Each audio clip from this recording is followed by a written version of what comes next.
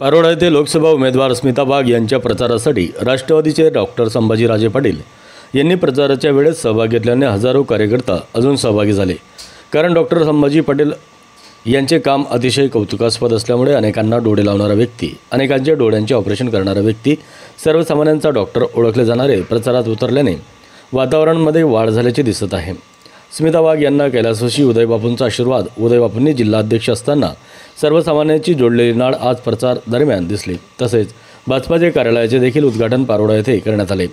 पारोळा, बडगाव, चाळीसगाव, अंमळनेर, एरंडोल या ठिकाणी कार्यालयाचे उद्घाटन मोठ्या थाटामाटात झालं। परंतु समोर तगडा उमेदवार असल्या कारणास्तव कोण जिंकेल कोण हरेल याकडे सर्वसामान्यांचे लक्ष आहे।